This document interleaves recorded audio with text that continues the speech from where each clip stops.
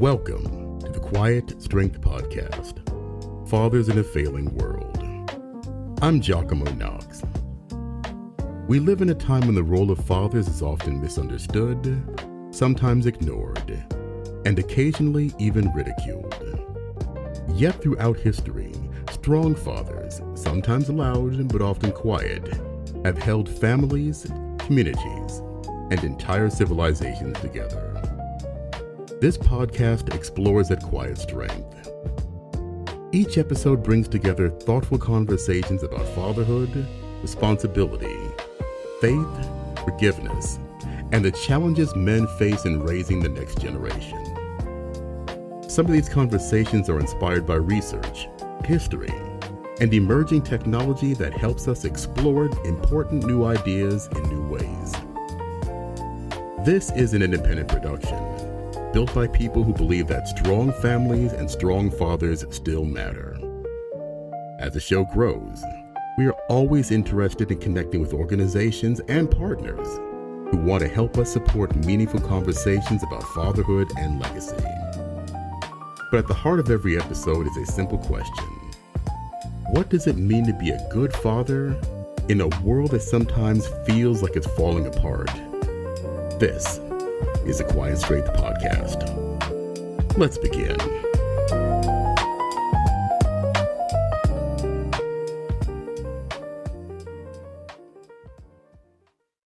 I want you to picture someone for a second. Just picture them pacing around nervously. Right. They are inexplicably gaining weight. They're complaining about severe brain fog, and they're even waking up with sudden bouts of morning sickness. Oh, wow. Right. Now, naturally, you are picturing an expecting mother, but what if I told you we aren't talking about the pregnant mother at all? We're actually talking about her partner. It honestly sounds like a tired trope from like a 90s sitcom. Yeah, till the bumbling husband who's somehow feeling the pregnancy too, just playing it up for laughs. Yeah. Society tends to dismiss it as just sympathy pains or, a bid for attention. Right, like he's making it about him. Exactly. But looking at the clinical data, that assumption is entirely backward. Mm-hmm. We tend to think of pregnancy as this biological event that happens to one person in a vacuum. Yeah. But human physiology and psychology, they simply do not operate in isolation like that. Which perfectly brings us to the stack of sources we've curated specifically for you today. Mm-hmm. We've pulled medical research from the Cleveland Clinic and the University of Michigan. Mm-hmm. We've dug into historical data on hospital birth practices from the History News Network. It's a really diverse stack. It is. Yeah. We're also looking at a massive longitudinal mental health study out of Australia. And we're rounding it all out with some deeply personal essays on the emotional evolution of modern men.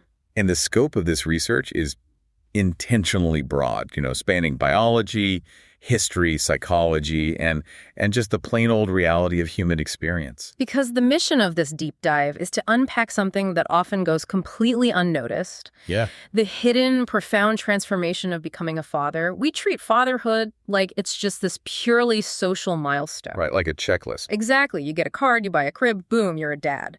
But looking at the evidence in front of us, it is so much more than a title change. Oh, absolutely. It is a massive biological, historical, and emotional rewiring. Okay, let's unpack this, starting with the sheer biology of what happens to a man before the baby is even born. The transformation absolutely begins long before that first diaper change. I mean, you mentioned those physical symptoms at the top, the weight gain, the nausea. Oh, the no sickness thing. Right. The medical establishment actually recognizes this as a legitimate condition. It's outlined by the Cleveland Clinic as Couvaide syndrome, or sympathetic pregnancy. And the word couvaide, it actually comes from the French verb couver, which literally means to incubate or like to sit on eggs. I love that visual. It's so strange. And the physical symptoms are wild. It is not just feeling a little tired after a long day at work. No, not at all. The Cleveland Clinic lists abdominal pains, severe bloating, leg cramps, constipation, and get this, even phantom toothaches. Which is just bizarre. Right.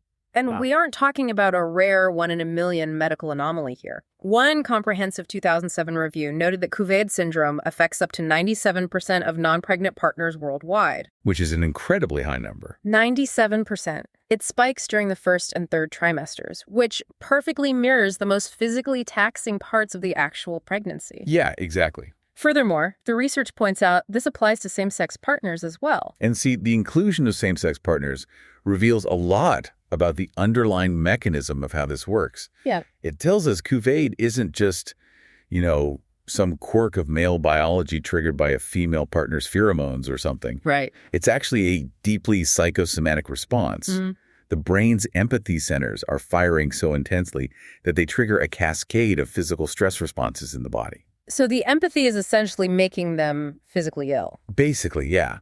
For instance, heightened anxiety about the impending life change causes cortisol to spike. Which is the stress hormone. Exactly. That sudden rush of stress hormones directly impacts the digestive system, which explains the nausea, the bloating, the weight fluctuations. The mind-body connection essentially just goes into overdrive. The partner is preparing for parenthood, and their body literally absorbs the ambient stress of the pregnant partner. And it goes even deeper than just stress responses, right? We are talking about fundamental rewiring at the hormonal level. We are. There's this fascinating study from the University of Michigan that tracked 29 first-time expectant couples. Researchers took saliva samples continuously throughout the pregnancy to map their hormone levels. It's a lot of saliva. A lot of saliva, yeah. Obviously, the women's hormones were skyrocketing to sustain the pregnancy, but the men's hormones were shifting dramatically as well. Right. Specifically, the expectant men experienced a distinct prenatal drop in both testosterone and estradiol. While their cortisol, again, the stress hormone, and their progesterone remained completely unchanged. It's like the male body is downloading a massive software update for parenthood before the hardware even arrives. That is a great way to put it. It's physically preparing them to be less aggressive and more domestic. But here is where I want to push back on the research a little bit. Okay, go for it. I fully understand the drop in testosterone. Testosterone is linked to aggression and risk-taking, so dialing that down makes perfect evolutionary sense when you're about to handle a fragile newborn. Absolutely. But the study specifically states that estradiol is a hormone linked to caregiving and bonding. So wait, if estradiol is associated with bonding, why does it drop along with testosterone? It seems backwards, right? It feels completely counterintuitive. If the body is supposedly preparing to bond with the baby, why lower the bonding hormone? What's fascinating here is that researchers have debated that exact biological paradox. Yeah. And the leading theory from evolutionary biologists provides a really compelling mechanism. Okay, what is it? They suspect that this simultaneous drop in estradiol might actually serve to prevent over-attachment to the romantic partner during this highly vulnerable window. Oh, so it's about shifting focus. Exactly. By dialing down the hormonal intensity of the romantic bond, the male brain is essentially forced to redirect its protective focus and its bonding capacity entirely toward the incoming newborn. Because there's only so much bonding bandwidth to go around. Right. Hormones exist in a very delicate zero-sum balance. Right. So lowering estradiol in relation to the partner creates a biological vacuum that gets filled by the immediate needs of the child. Wow. It proves that the physiological transition into fatherhood begins months before the actual birth. Well, if men's bodies are this deeply wired to experience pregnancy, the way the medical system historically treated them makes absolutely no sense. It really doesn't. We see this undeniable biological reality: men are physically, hormonally, and psychologically tuned in, yet for decades they were banished from the room where it actually happened. It's a massive historical contradiction. Mm-hmm. If we look at the historical data from the History News Network, we see a radical shift in how the medical establishment actively engineered the separation of fathers from the birth process. And this was during the mid-20th century. Yeah, mid-20th century. So if you're listening to this and you've ever had a kid or, plan to, imagine the scenario for a new father in 1955. It was grim. By that year, 95% of American babies were born in hospitals. The intimate, family-centered home birth was essentially erased. Just gone. But this shift to hospitals came with a rigid, almost industrial approach to childbirth. Hospitals in the post-war era were obsessed with efficiency and sterility. Very assembly line. Exactly. Women were placed on what the historical sources literally describe as a conveyor belt of care. They were prepped, shaved, heavily sedated, and left completely isolated in sterile labor rooms. Birth was treated as a surgical procedure rather than a natural life event. Right. And the medical justification at the time was infection control and streamlined workflow. Doctors viewed fathers not as partners, but as unsterile, emotional liabilities who would just get in the way of a medical procedure. Which is wild to think about now. So men were strictly segregated. They were sent to all-male waiting rooms at the far end of the hall.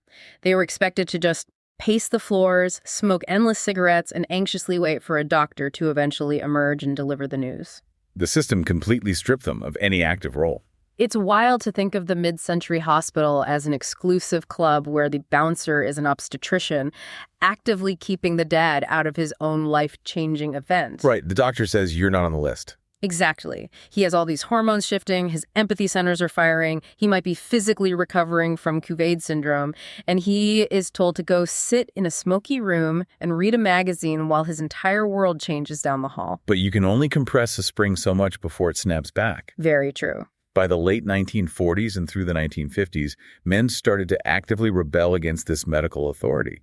The tension in those waiting rooms was palpable. There's an incredible quote in the history source about that. Oh, the Hatchet quote. Yes, from a father during this era who was so desperate to be involved that he said he wanted to, quote, grab hatchets and shock through the partition that was separating him from his laboring wife. You could just feel the visceral desperation in that quote. So intense. And they didn't just complain in the waiting rooms. They forced the system to evolve. We can trace a very clear decades-long timeline here. Yeah, so in the 50s and 60s, men successfully lobbied to get into the labor rooms. Step one. Right. They weren't delivering the baby, but they were finally present rubbing backs, playing cards, keeping their partners anchored during the long hours of early labor. And then in the 1970s, they pushed their way past the final doors into the actual delivery rooms. Yep. And by the 1980s, their constant presence had completely transformed the hospital landscape. It forced the creation of the comfortable, home-like birthing rooms that are standard today. They really completely changed the architecture of birth. If we connect this to the bigger picture, this decades-long fight wasn't just a squabble over hospital floor plans or visiting hours. No, it was way bigger. This was arguably the first major step in modern men redefining their domestic roles. They were actively fighting the medical establishment to reclaim the shared intimacy of childbirth. Demanding to be seen as partners. Exactly. They demanded to be seen not as passive bystanders or, unsterile liabilities, but as essential partners from the very first moment of life. Men literally broke down the physical walls to get into the delivery room. But once they got in there, they hit a completely different kind of wall. A psychological one. Ah, yes. The mental load. Right. What actually happens inside a man's mind as he crosses that threshold into fatherhood? We have an article here from Psychology Today that maps out the psychological fracture. And this is based on clinical interviews done in the third trimester. Right. Psychologists break an expectant father's transition into 4 distinct stages. The framework they use is incredibly revealing about the hidden mental load of fatherhood. Walk us through it. So the first stage is identified as the trigger moment. This is the exact second when the baby stops being an abstract biological concept and becomes undeniably real. Oh, man. If you're a dad listening to this, you probably remember your exact trigger moment. Totally. For some men, it's seeing the first anatomy scan on the ultrasound monitor. For others, it's the late-night conversation where they finally lock in a name. It represents a profound psychological tipping point where the abstract becomes concrete. Exactly. Then the second stage that follows is the sudden, crushing awareness of responsibility. The panic. The quiet financial panic. It is the sudden urge to fix every loose hinge in the house. It is essentially the male neurological version of nesting. Got to fix the sink before the baby gets here. Even though the baby won't use the sink for years. Right, exactly. So what's stage 3? Stage 3 is the literal transition to fatherhood at birth, crossing that physical threshold we just talked about. And then stage 4. Then there is stage 4, defined as emotional conflict. It is described as an intense internal balancing act between immense excitement and, frankly, terrifying anxiety. That sounds exhausting. It is. And the psychological literature explicitly notes that if a man copes with this complex conflict by emotionally distancing himself, it can severely harm his long-term attachment to the child. But emotional distancing is the default coping mechanism society has traditionally handed to men, right? Suppressing complex feelings rather than processing them. Absolutely. So that brings up a massive assumption I want to challenge here. Okay. When you map all of this out on paper, the trigger moments, the crushing awareness of financial responsibility, the sleep deprivation, the internal emotional conflict, it sounds like a recipe for a breakdown. Yeah, it does sound like a lot. It feels incredibly counterintuitive. Usually, when you introduce immense stress, financial panic, and sudden identity shifts, mental health plummets. Right. With all this talk of emotional conflict and crushing responsibility, you'd assume men's mental health must absolutely tank during this period. What is the psychological counterbalance keeping these men afloat? This raises an important question, and it's one that researchers have rigorously tested to see if that assumption holds true. To find the answer, we have to look past small clinical interviews and examine hard longitudinal data. The Oxford Academic Journal published findings from the Hilda study. Which is the Household Income and Labor Dynamics in Australia survey. Yes, and the scale of this research is staggering. They tracked 349 new fathers over 10 distinct waves of data collection. Wow. Over what time period? Spanning a full decade, from 2001 to 2010, they measured their psychological distress at a baseline before the pregnancy, then during the anxious months of the pregnancy, and then tracked them continuously through their first year of fatherhood and beyond. 10 years of continuous data is the gold standard for this kind of thing. So when they looked at the timeline, did the data show a massive spike in psychological distress during that transition year? Surprisingly, the data showed absolutely no significant increase in psychological distress for expectant or new fathers. None at all. Even factoring in the sleep deprivation and the financial anxiety we just talked about? None. In fact, what the researchers observed over that decade was that many of these men actually showed a measurable improvement in their baseline mental health during the transition to fatherhood. Wait, really? It got better? It got better. The mechanism behind this comes down to how the human brain processes purpose. Okay, unpack that. Yes, there is sleep deprivation. Yes, there is daily friction. But stepping into the role of a father often provides a neurological anchor. It changes the brain's framing of hardship. Because it's not just suffering for no reason anymore. Exactly. Lack of sleep is no longer just meaningless suffering. It is a necessary sacrifice for a clear, profoundly meaningful goal. The psychological weight of the responsibility doesn't crush them. It organizes their priorities and grounds them. It anchors them completely. Well, here's where it gets really interesting, because we can take that massive clinical data set, that proof of purpose acting as a buffer against stress, and map it directly onto the lived experience of modern fathers. Right, from the data to the real world. Exactly. We have 3 deeply personal essays in our stack that illustrate exactly what this psychological anchoring looks and feels like on the ground. The piece from HuffPost UK by Ashley Mills is a perfect starting point here. Such a powerful essay. It really is. He paints a very vivid, raw picture of his upbringing. He grew up as a mixed-race kid in 1980s Yorkshire. Which is a tough environment. Very. In his environment, survival meant adopting a very specific version of masculinity where strength was defined entirely by silence. You survived by suppressing fear, suppressing sadness, and projecting invulnerability. He writes very candidly that showing emotion in his neighborhood was an open invitation to be targeted, so he locked all of it away behind a wall. But then he describes the moment he held his daughter for the very first time. She's half British Jamaican, half Swiss Italian. He writes that the moment he held her, the noise of the world just fell silent. Wow. The word father stopped feeling like an empty or painful concept and suddenly felt whole. He experiences this realization that completely shifts his worldview, writing, and this is a quote, "Presence isn't measured in hours, it's measured in attention." It's a beautiful distillation of how that psychological anchor of purpose actually manifests. Really? The insights from the Becoming Mental Health Counseling source echo this perfectly. Their work specifically deals with therapy for new dads, and they point out that the daily reality of fatherhood actively dismantles those inherited narratives of stoic, silent masculinity. You can't be silent with a baby. Exactly. Men are suddenly handed a fragile life that requires them to be highly attuned, gentle, and emotionally literate.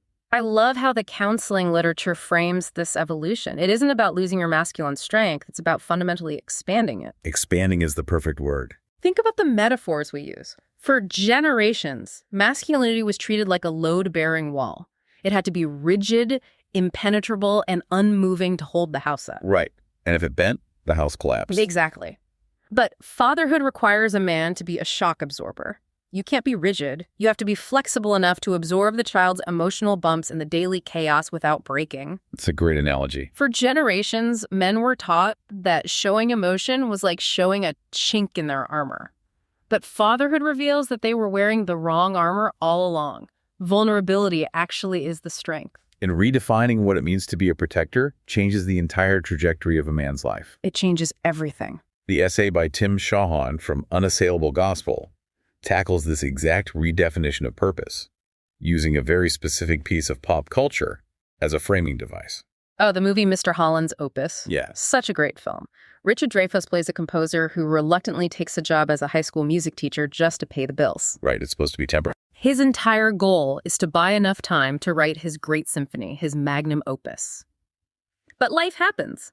He has a family, he spends decades teaching ungrateful kids, and he reaches the end of his career feeling like a massive failure because he never became a famous composer. Chauhan uses the premise of that movie to highlight how men are culturally conditioned to chase career significance above all else. The big promotion. Exactly. Society teaches men that their opus, their great defining contribution to the world, must be a professional or financial achievement. Men are terrified of being what Chauhan calls Mr. Irrelevant. Which is a reference to the joke title given to the very last pick in the NFL draft. Right. The fear of being irrelevant drives men to prioritize the office over the living room. But Chauhan completely flips the script on that anxiety. He realizes that chasing career glory while neglecting your family is missing the entire point of the assignment. Yeah. He argues that being present, guiding, and raising his children to be good people was his true magnum opus all along. There's simply no such thing as an irrelevant father. Whether a father is highly engaged or entirely absent, his impact on a child's life is massive. Synthesizing the clinical data with these personal essays reveals a very clear pattern. Being an engaged father today is, in many ways, an active process of repair. Repairing the past. Exactly. It requires the unlearning of the toxic, rigid myths of manhood that previous generations inherited. Men are taking the abscess, the silence, or the emotional distance they might have experienced from their own fathers and consciously replacing it with emotional literacy and intentional presence. It is incredibly powerful to look at all of this evidence together. We've gone from the wild, psychosomatic realities of Couvaid syndrome, where men's bodies literally mirror the physical toll of pregnancy. right, to the evolutionary biology of dropping estradiol, forcing the brain to bond with the newborn. We've tracked the historical rebellion men threatening to take hatchets to the waiting room walls just to reclaim their rightful place in the delivery room. A literal fight to be present. We've broken down a decade of hard Australian data proving that the massive life shift of fatherhood doesn't break a man's mental health, but actually anchors it through purpose. Mm-hmm. And finally, we've seen how this journey rewires the very definition of masculine strength, replacing the rigid, load-bearing wall with the flexible shock absorber of vulnerability. It is a complete, multi-layered metamorphosis. The transition into fatherhood alters a man on a cellular, societal, and deeply psychological level. So what does this all mean for you? Whether you are a dad yourself, whether you are a partner to one, or whether you are just someone fascinated by the hidden mechanics of human nature, understanding this transformation fundamentally changes how we view the men in our lives. It really does. We have to stop looking at fathers as just the helpers in parenthood, the secondary characters who assemble the crib and wait in the wings. Yeah, that outdated sitcom trope we talked about. Exactly. The research proves that they are completely reshaped by the process of having a child. They are co-experiencing the genesis of a new life in ways science and society are only just beginning to truly appreciate. Taking all of that evidence seriously leaves us with a rather profound question to consider. Okay, lay it on us. If science, history, and psychology all definitively prove that men are biologically and emotionally wired to be profoundly transformed by early fatherhood, how drastically would our society change if we finally offered fathers the exact same length of paid parental leave as mothers, treating them as equally essential caregivers from day one? That is a brilliant question to end on, and exactly the kind of thought we want you to take away from this. Thank you so much for joining us on this deep dive. Until next time, keep questioning, keep learning, and we'll see you on the next one. Thank you so much for listening to our podcast. For more information or to become a sponsor, please go to our website at www.newberryfilmworks.com. We'll get right back to you. Stay tuned for the next episode, coming up very, very soon.